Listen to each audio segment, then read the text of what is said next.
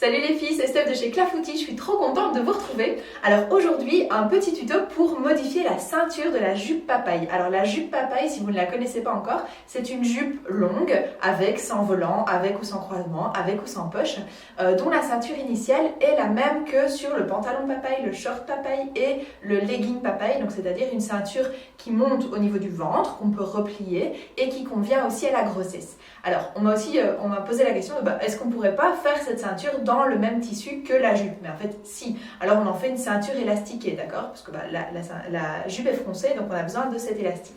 Alors je vais vous montrer la jupe que je porte, donc c'est celle qu'on va coudre ensemble, et je vous montre celle-ci aussi.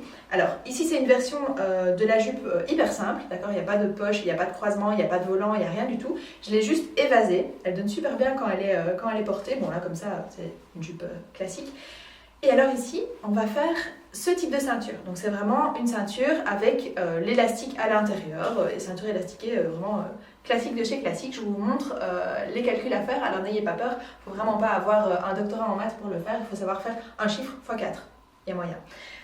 La ceinture, donc celle que je porte, c'est vraiment la même version, donc vous pouvez voir, elle tourne plus que la version de base, et donc je vous montre tout de suite comment on fait ça. La toute première chose qu'on fait, c'est qu'on va mesurer, qu'on va calculer la découpe de la ceinture, parce que forcément, elle n'est pas dans le patron. Donc pour faire ça, vous prenez, alors j'ai pris des pièces miniatures parce que c'est quand même beaucoup plus facile à montrer qu'une grande pièce, mais je vais vous donner les mesures réelles. Donc j'ai pris ici la jupe, donc c'est le dos, ou le devant aussi si vous faites la version non croisée. J'ai pris la version taille 36 et j'ai ici 32 cm. D'accord? C'est ma demi-pièce, donc forcément, j'ai en fait 64.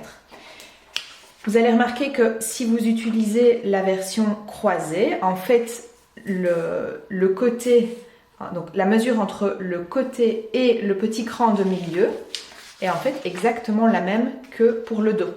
D'accord? Donc il n'y a même pas besoin de venir mesurer cette pièce-ci, vous n'avez besoin que de mesurer ceci pour calculer votre ceinture. Et donc comment est-ce qu'on va faire? Eh bien, j'ai 32 cm, d'accord, x 4, puisque ça c'est une demi-pièce, devant ou dos, et vous en avez deux. Donc je fais 32 x 4, d'accord, et ça va me donner 128 cm. Je fais pas d'erreur? Non, 128 cm. Donc ça en fait c'est la longueur de votre ceinture. Maintenant si vous voulez coudre la ceinture, donc découper la ceinture en une seule pièce, si ça passe dans la laisse, donc ici en taille 38 j'ai 128 cm, donc forcément ça passe dans une laisse de 140, d'accord, donc moi ici j'ai fait une seule pièce, et bien vous allez devoir, donc si ceinture en une pièce, vous allez devoir enlever 2 cm. 2 cm pourquoi? Parce que sur vos pièces ici, vous avez 2 fois la couture, donc vous avez besoin de 2 fois les marges de couture, tandis que ici sur votre pièce, si vous la faites en une seule fois, eh bien vous n'allez avoir qu'une seule couture, donc il faut enlever les 2 cm de marge de couture qui sont en trop. Si vous avez une taille ou bien si vous avez des restes de tissu qui ne permettent pas de tout coudre sur la laisse, eh bien vous gardez simplement cette mesure-là, x 4, 128 cm. Donc ça, c'est pour la longueur. D'accord? Maintenant, pour la hauteur, eh bien ça va dépendre de l'élastique que vous choisissez. Donc ici, j'ai choisi un élastique, si je ne dis pas de bêtises, de 3 cm. Voilà, donc j'ai un élastique ici de 3 cm. Donc 3 cm. La ceinture, elle sera pliée en deux. Je vais vous montrer comment on la monte. Donc vous devez déjà faire x2. x2, d'accord, donc ici j'ai 6 cm. Je vais rajouter les marges de couture, donc 2 cm, puisque un de chaque côté, d'accord, et je vais rajouter 1 cm d'aisance, d'accord, parce que l'élastique ne doit pas venir absolument se coller à la couture, voilà, donc j'aime bien de rajouter 1 cm, il y aura 5 mm de chaque côté, ce sera parfait, et donc vous arrivez avec une ceinture de 9 cm. D'accord? Si vous aviez un élastique de 4 cm, eh bien vous rajoutez 2 cm, vous arrivez à 11. Et voilà, donc votre ceinture, en fait, hop, elle fait en taille 36, ici, 128 cm de long sur 9 cm de hauteur. Mais ça, vraiment, ça va dépendre de vos mesures. On va préparer maintenant la ceinture. Donc 9 cm, 128. La première chose que vous allez faire, c'est que vous allez découper un morceau de thermocollant de la même taille, d'accord? Donc ici, moi j'ai choisi un thermocollant, je crois que c'est du H180 de Vliesline, mais vous choisissez n'importe quel thermocollant qui est bien souple et bien léger, d'accord? Pas un truc matelassé, ça va être horrible. Donc ça va permettre de rendre la ceinture plus rigide et plus jolie. J'ai fait une version sans thermocollant, ça fonctionne, mais je trouve que la ceinture, je vais vous la montrer après, mais elle est un petit peu plus ronde comme ça, je trouve qu'elle est moins bien finie. Donc voilà. Vous faites ça en tout début de couture parce qu'il faut toujours que le thermocollant puisse reposer et bien à plat pour ne pas que ça gondole, d'accord? Donc une fois que c'est fait, vous le laissez bien à plat. Moi je le mets même sur le sol, comme ça je suis sûre de ne pas y toucher pendant une demi-heure. Une fois que ça c'est fait, donc là elle est bien entoilée, bien, vous allez cranter le milieu, d'accord? Ici j'ai dû faire un petit... comment est-ce qu'on dit ça? Donc ici, je n'avais pas un morceau de thermocollant assez long, donc voilà, je l'ai juste coupé en deux parties. Mais vous allez ici cranter le milieu, ce sera le milieu devant de votre ceinture, d'accord? Et puis vous allez la replier endroit contre endroit. Hop. Et vous allez venir coudre ici, simplement à 1 cm pour la fermer. Ensuite, on va la retourner et on va la replier au fer sur la moitié. Alors je vous passe toutes les étapes de montage de la jupe parce qu'elles se trouvent dans la vidéo, je vais vous mettre le lien en dessous, dans la vidéo de montage de la jupe papaye, d'accord? Ici en plus j'ai fait une version évasée, donc là je vous mets aussi le lien en dessous vers la vidéo qui vous montre comment pouvoir l'évaser très facilement. Donc elle est déjà froncée sur le dessus et j'ai même fait les ourlets, mais ça change rien évidemment pour le montage de la ceinture. Donc une fois que ça c'est fait, je vais repérer le dos. Hop, alors je sais que j'avais mis...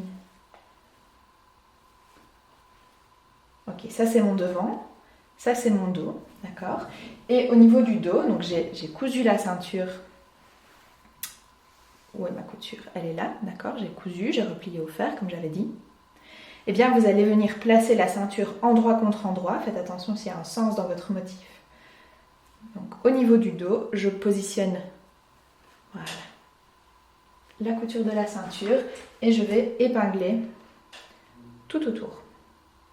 Faites attention à la laminette qui n'aime pas trop les épingles, mais ici, voilà, c'est déjà bien froncé, il n'y a pas trop de risque. Donc vous allez d'abord faire correspondre l'écran du devant et du dos, et puis alors vous allez répartir en tirant sur la ceinture, enfin sur la jupe qui est déjà froncée. Hop. Donc je trouve mon devant, le devant.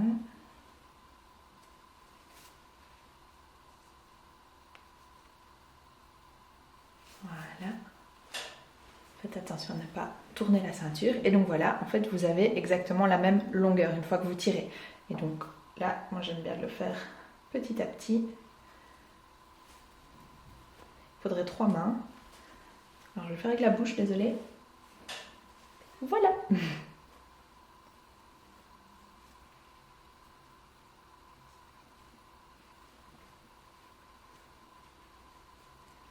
Hop, on commence. Je ne vais pas tout vous montrer, je vous montre encore celui-ci et puis après vous savez faire tout le reste.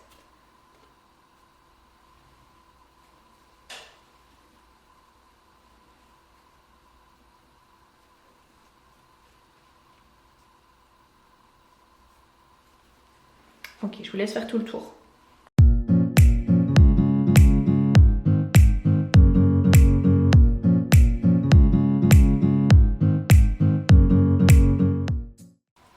On va maintenant venir assembler la ceinture sur la jupe. Alors ici j'ai utilisé une pince, pourquoi? Parce qu'il faut laisser une ouverture. Donc si je la mets pas, je vous promets que je vais oublier de la faire. Donc voilà, donc je vais commencer ici et puis je m'arrêterai à la pince. On laisse environ une dizaine de centimètres. Ça sert à rien de laisser juste 8 cm ou 6 cm pour après galérer. Hop, de toute façon à la fin on va pas coudre à la main, on va coudre à la machine, je vous rassure. Alors ici, j'étire ma jupe, d'accord, pour qu'elle reprenne la même taille que la ceinture. Et je vais venir piquer juste à gauche de ma laminette. Donc on ne pique pas dedans parce qu'ici on est en train de piquer au point droit et donc ça n'a pas beaucoup d'intérêt. Donc on pique vraiment juste à gauche de la laminette. Donc sachant que ma laminette est vraiment au bord, elle fait 8 mm, je vais piquer à 1 cm et ça va être parfait. Je vais même laisser peut-être encore 1 mm de plus, voilà. Et donc il faut maintenir le tissu devant et derrière. Et on pique au point droit tout simplement, tout du long, en laissant l'ouverture.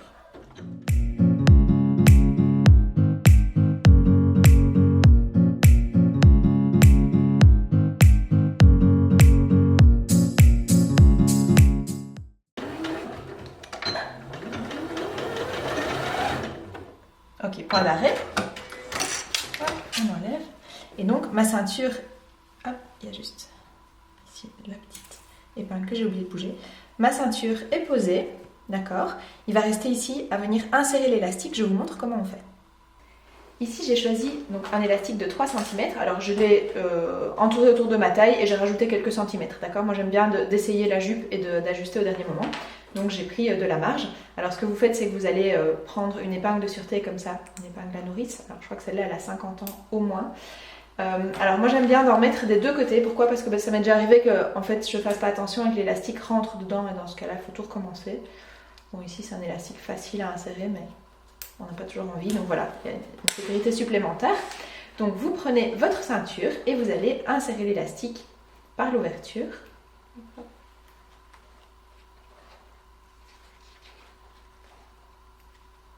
Il n'a pas envie de me suivre. Voilà.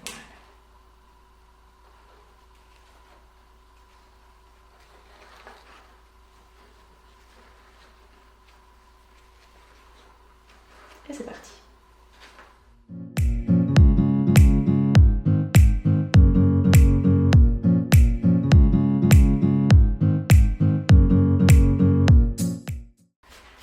Ok, voilà. Donc là, on va répartir autant que possible.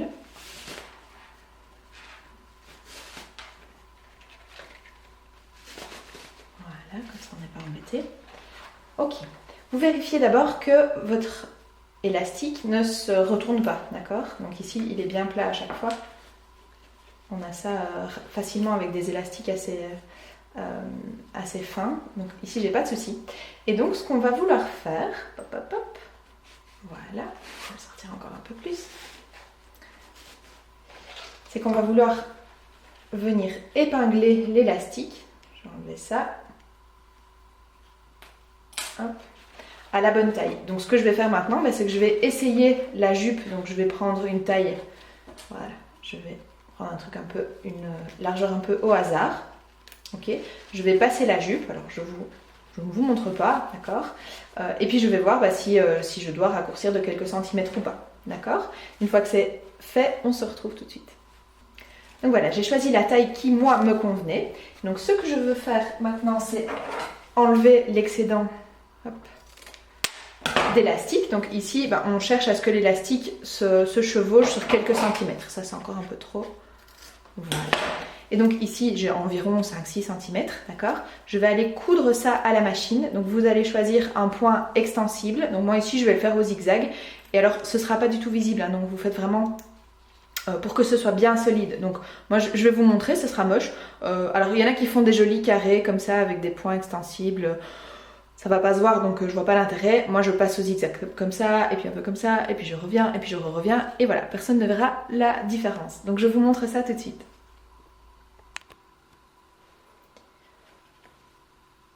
Voilà, donc ici j'ai pris un point triple zigzag, d'accord, ici une seule fois, ici je suis repassée plusieurs fois, vous faites vraiment comme vous voulez, en tout cas tant que c'est bien solide, c'est bon. Alors, on va rentrer la ceinture, donc l'élastique dans la ceinture, et en fait on va juste venir fermer à la machine, et pas à la main, le petit bout qui reste. Donc il faut juste faire attention à ne pas piquer sur l'élastique. Donc moi ce que j'aime bien faire, c'est venir mettre, de coincer l'élastique ici contre la pliure, et venir vraiment le piquer pour qu'il ne bouge pas. Voilà, et comme ça je sens ici que j'ai 1,5 cm, je vais pouvoir piquer à côté sans problème. Donc c'est reparti, on retourne à la machine, je ne vous le montre pas, hein, vous faites comme tout à l'heure et vous piquez à 1 cm au point droit. Et voilà, tout est fermé, il reste simplement le surjet à faire, d'accord, parce que forcément comme ça c'est très très moche. Donc moi je vais le faire à la surjeteuse. Vous pourriez couper les petits fils et utiliser un point zigzag à la machine à coudre, ça fonctionnerait aussi, c'est toujours évidemment plus joli à la surjeteuse. Papa Noël si tu nous entends, et on va finir le bord bien correctement. Voilà, je vous la montre portée, donc ça évidemment la finition est nickel.